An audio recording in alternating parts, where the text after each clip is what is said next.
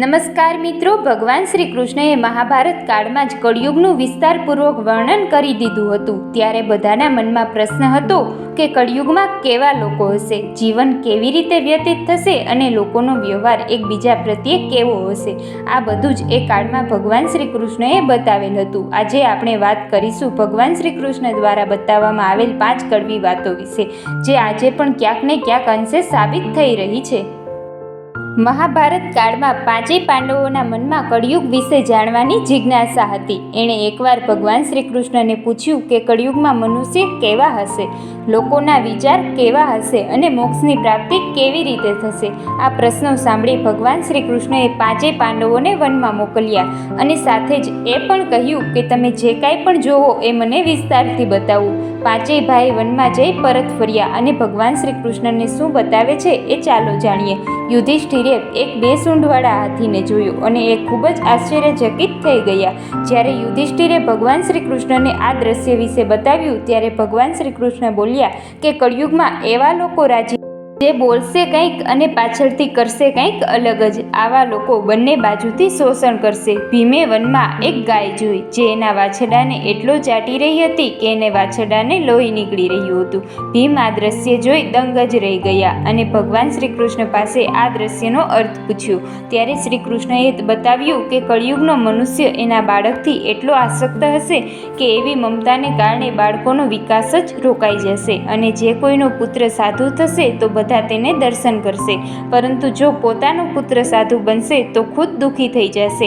અને આવી જ રીતે કળિયુગના લોકો પોતાના બાળકને મોહમાયા અને પરિવારમાં બાંધીને જ રાખશે અને એનું જીવન આમને આમ જ નષ્ટ થઈ જશે. પછી ભગવાને વાસ્તવિકતા બતાવીને કહ્યું કે તમારા પુત્ર તમારા નહીં પરંતુ એની પત્નીઓની અમાનત હશે અને આ શરીર મૃત્યુની અમાનત છે અને આ આત્મા પરમાત્માની અમાનત છે. ત્યાર પછી અર્જુને વનમાં એક પક્ષી જોયું જેના પંખ ઉપર વેદના શ્લોકો લખેલ હતા, પણ એ મનુષ્યનું માંસ ખાઈ રહ્યો હતો.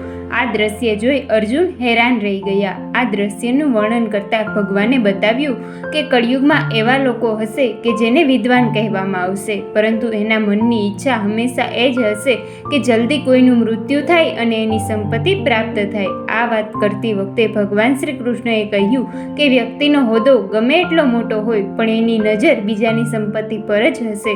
એવા વધુ પ્રમાણમાં લોકો હશે જે બીજાનું ધન મેળવવા માટે આતુર રહેશે. વાસ્તવિક સાધુ મહાત્મા કોઈક જ હશે. ત્યાર પછી નકુલે જોયું કે એક ભારે પથ્થર પર્વતથી નીચે પડ્યો અને મોટા મોટા ઝાડ પણ એને રોકી શક્યા નહીં અને એક નાનકડા છોડ સાથે ટકરાઈને એ પથ્થર સ્થિર થઈ ગયો. આ દ્રશ્યનો અર્થ બતાવતા ભગવાન શ્રી કૃષ્ણ કહે છે કે કળિયુગમાં મનુષ્યની બુદ્ધિ ક્ષીણ હશે, એના જીવનનું પતન થશે અને આ પતનને રોકવા માટે ધન કે સત્તાનું વૃક્ષ સક્ષમ હશે નહીં, પરંતુ એક હરિનામ રૂપી નાનકડા છોડથી મનુષ્યના જીવનનું પતન થતાં રોકાઈ જશે. હરિ કીર્તનથી દરેક મનુષ્યની વૃદ્ધિ પ્રબળ બનશે.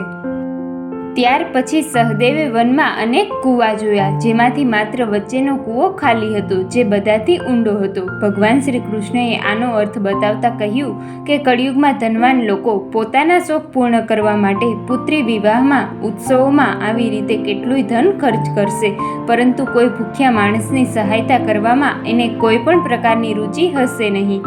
ઇન્દ્રિયોની સંતુષ્ટિ, મદિરાપાન, માંસનો ખોરાક, વ્યસનમાં ધન ખર્ચ કરશે. જે લોકો આ બધી આદતોથી દૂર હશે એના પર કળિયુગનો નહીં પણ પરમાત્માનો પ્રભાવ હશે. તો મિત્રો, આ હતા કળિયુગના 5 કડવા સત્ય જે ભગવાન શ્રી કૃષ્ણ દ્વારા બતાવવામાં આવેલ હતા અને આજે પણ સત્ય સાબિત થઈ રહ્યા છે. આજે આપણે વાત કરવાના છીએ ભગવાન શ્રી કૃષ્ણ વિશે. ભગવાન શ્રી કૃષ્ણ જેની દરેક લીલામાં જીવનની શીખ છુપાયેલી છે. એ બાળ અવસ્થામાં ગાય ચરાવતા અને પ્રકૃતિ સાથેના પ્રેમનો સંદેશ આપતા. યુવા અવસ્થામાં પોતાના બાળપણનો મિત્ર સુદામા જોડે દોસ્તી નિભાવીને તેણે મિત્રતાની એક નવી જ મિસાલ સમગ્ર સંસારને બતાવી છે. એક તરફ એણે પ્રેમની ભાષાનું જ્ઞાન આપ્યું અને જોડે જોડે ધર્મની સ્થાપના માટે મહાભારત જેવું યુદ્ધ પણ કર્યું. કૃષ્ણનું જીવન આવી જ વાતોથી ભરેલું છે. જરૂર છે બસ એના જીવનના સંઘર્ષ ઉપર નજર કરવાની.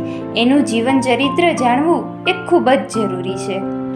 વિચારવાનું આપણે છે કે આપણે એના જીવનમાંથી શું લેવું કૃષ્ણનું જીવન કથામાં સંભળાય એવું એક પાત્ર નથી, એ જીવન અને વ્યવહારમાં ઉતારવા જેવું છે. તો હવે શીખીએ શ્રી કૃષ્ણના જીવનમાંથી આપણે આપણા જીવનને શ્રેષ્ઠ કઈ રીતે બનાવી શકીએ.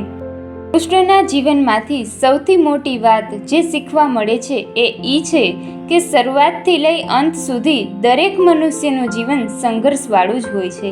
એનો જન્મ કાળાગ્રહ એટલે કે જેલમાં થયો.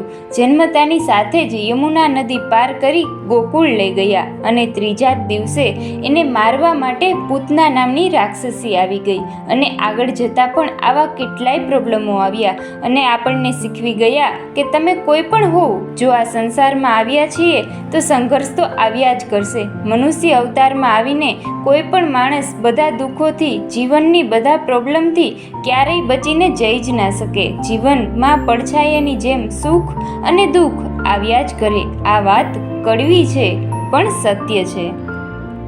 શ્રી કૃષ્ણના જીવનમાં આટલા પ્રોબ્લેમ આવવા છતાંય ક્યારેય કોઈ વાતની શિકાયત નથી કરી. દરેક સિચ્યુએશનને જીવ્યા અને એમાંથી ઓલવેઝ જીત્યા. ભગવાન શ્રી કૃષ્ણ કહે છે, પરિસ્થિતિને જીવો, એનાથી ભાગો નહીં. હિંમત બતાવીને પરિસ્થિતિનો સામનો કરવો, કારણ કે કર્મ કરવું એ જ માનવ જીવનનું પહેલું કર્તવ્ય છે.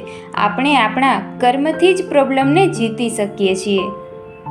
મિત્રો, આવા જ વિડીયો જોવા માટે ચેનલને લાઇક, શેર અને સબસ્ક્રાઈબ જરૂરથી કરજો. ધન્યવાદ.